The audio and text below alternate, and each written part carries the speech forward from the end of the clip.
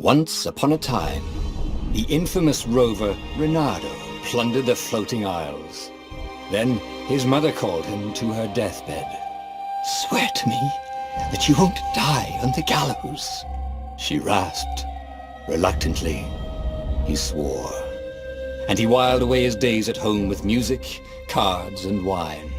But the Emperor had changed. He'd been good once, a shy, almost humble toad. He'd built universities. Then people started whispering about mass graves in the woods, midnight rituals, victims screaming. The Imperial Ravens would round up entire villages, and no one ever returned. The Ravens had come to Ubar scouting for ancient books said to be of great power. But the librarians had hidden the books, so they'd burnt the librarians. The citizens, outraged, had driven them off. The Ravens had come back with dropships. The kid had fled with one of those books. He was brave and dumb and wanted to join the rebellion. And Reynardo had promised his mother he'd protect him.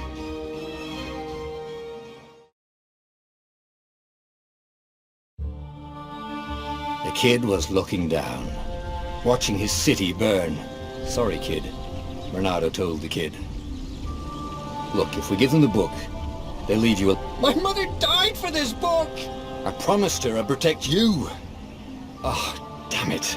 The kid had run off. With the book, of course. So Reynardo had to run after him.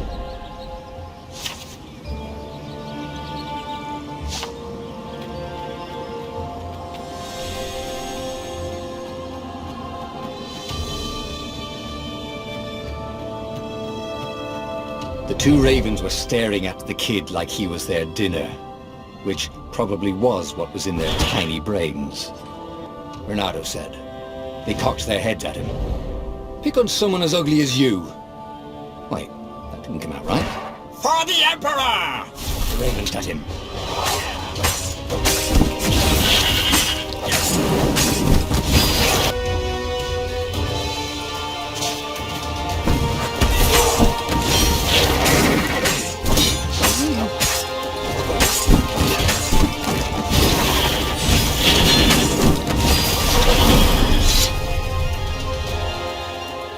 A dropship flew overhead. He hoped they hadn't noticed him. The kid.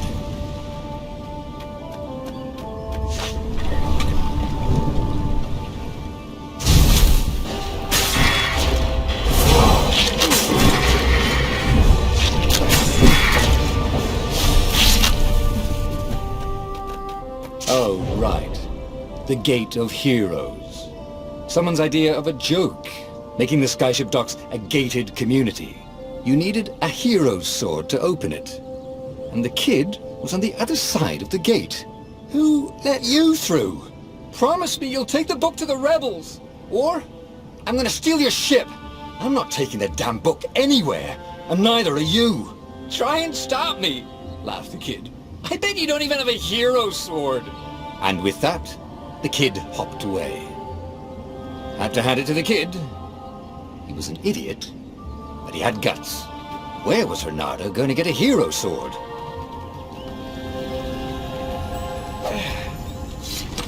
Ore and wind essence? That sounds about right. Perfect.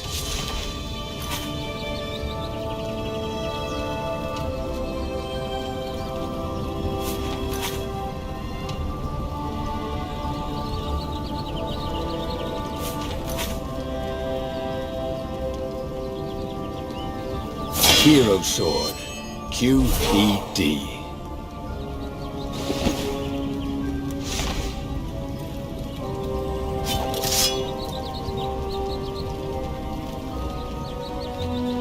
This is what he got for settling down and finding people to care about. The kid's mum had been a swell cook and she'd laughed at Reynardo's jokes, even when he didn't know he'd made one. And the Ravens had come to burn her. And she'd made him promise to protect the kid. But she never told him where the book was, just the kid.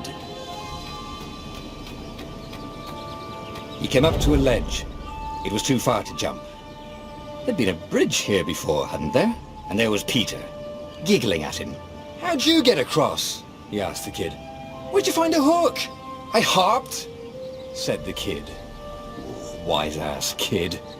"Hey, look out behind you!" "Cute," said Renato. Ah, ravens.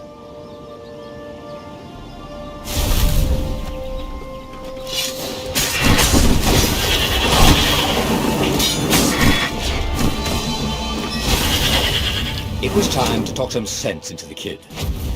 He took his way across the ledge and chased the kid down.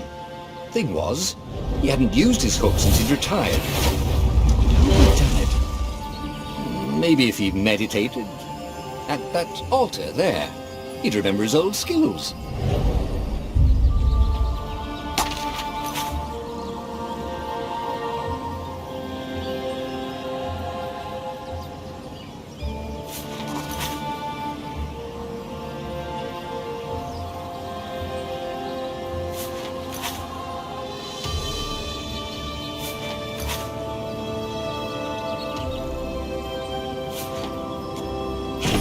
Starting to come back to him.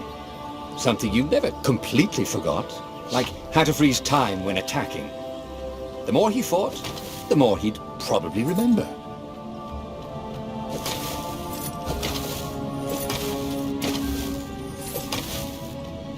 And there was the Farfarer. She was the fastest ship he'd ever known. She could do the Kestra run in 12 furlongs. Oh, so the salesman had told him. And something told him the kid was about to walk into an ambush. "Stop!" he shouted. "I'm not giving you the book!"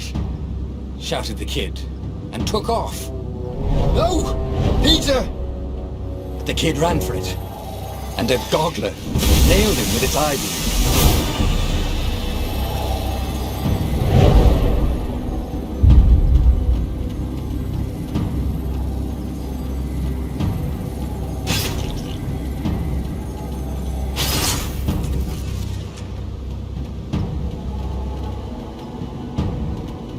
The book was under the buckles from the kid's shoes, a pile of ashes.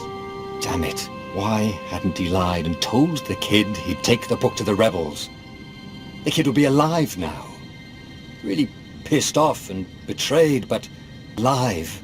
Oh, damn it. Renato picked up the book. He couldn't let the Empire have it now. He was going to have to get it out of there. He'd be a wanted man. Probably have to join the rebellion just to... Well, he'd hated home life anyway.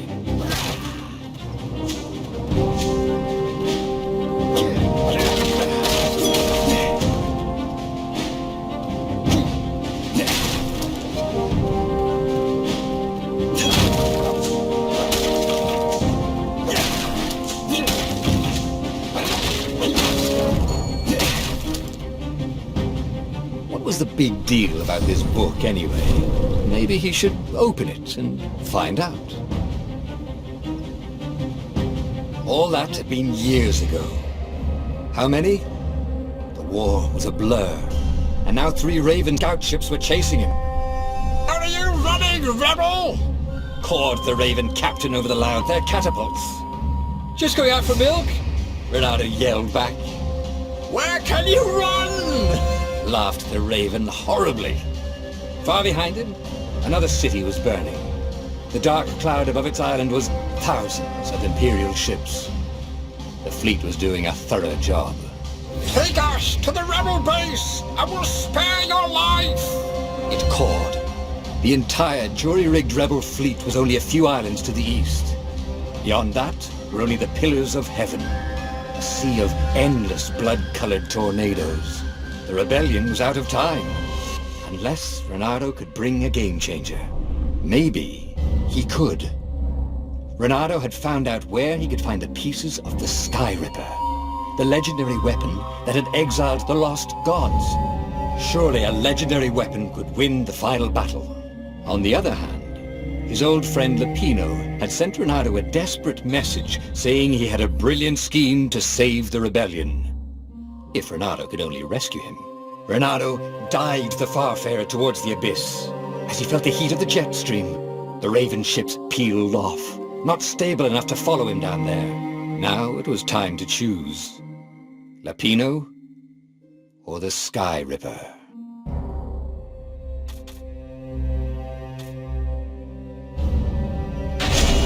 Every child knew about the Sky Ripper. The Transcendent Emperor had buried its pieces. What could have brought them to light? This Emperor, Isengrim III, had once been kind, but he'd gone mad. And now he was conducting secret, obscene rituals to bring back the lost gods. Had he, somehow, summoned the long-lost components of the legendary weapon out of the deep places of the earth? It was more than Reynardo could fathom. But if he could find a legendary weapon, he would use it.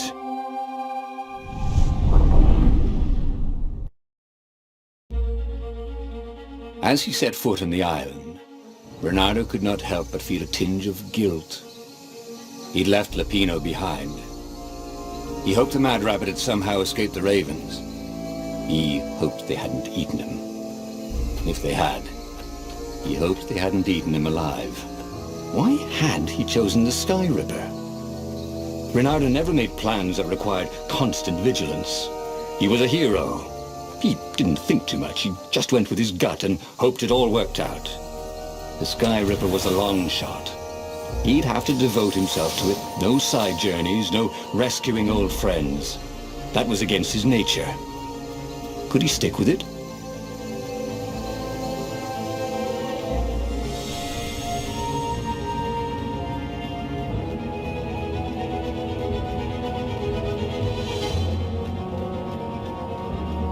If I craft a sword now, it's going to be really short.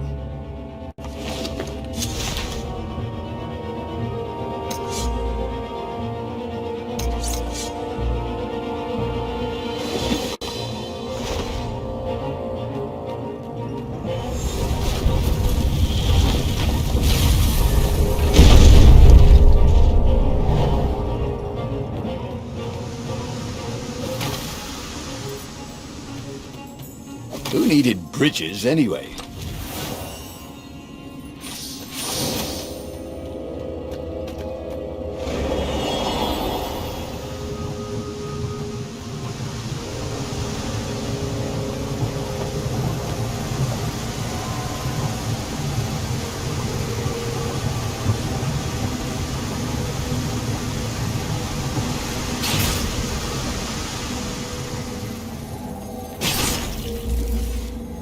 You blinked.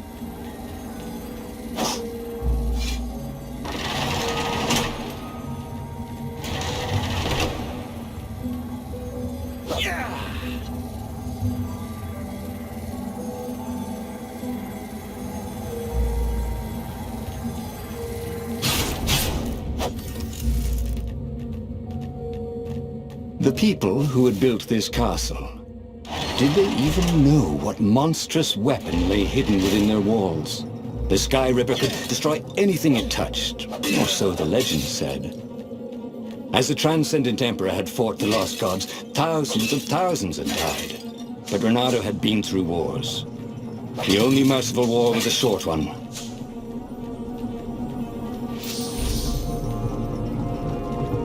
Reynardo's blood was up. He just needed to smash something.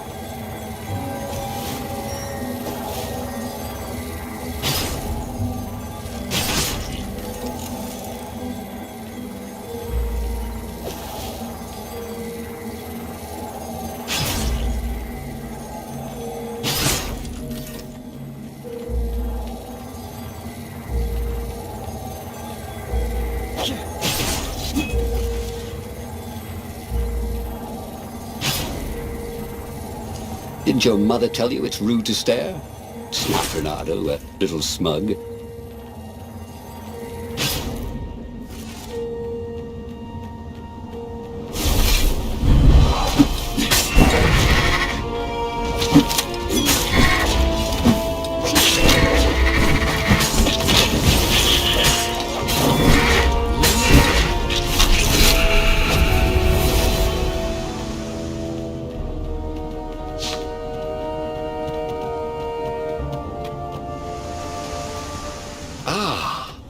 Puzzle. Renato loved puzzles, except when he couldn't figure them out. On the other hand, if there was a puzzle, it was probably meant to keep people away from something good.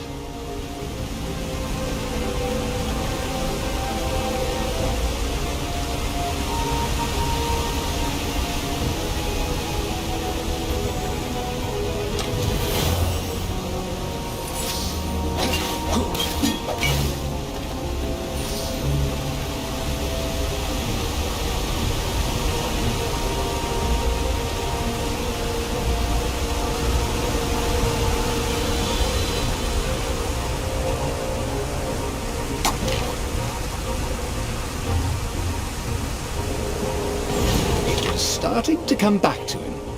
Something you never completely forgot, like how to freeze time when attacking. The more he fought, the more he'd probably remember. There it was. Skyripper's armature. The stuff that dreams are made of. Engineers' dreams, anyway. The device was intricate. No one alive had the skill to make a thing like it. How was it part of a weapon at all? He'd have to ask a scientist, but first, he'd get the second piece. Skyripper had a heart, a core that had come to rest on the next island. Well, there was another island he could reach. Zenobia had just invaded it with her father's Raven battalions. She must be encamped there still. But fighting Zenobia now, that made no sense at all. He'd already sacrificed one friend to get this armature, was it? He didn't need to hurry to face her. She would find him.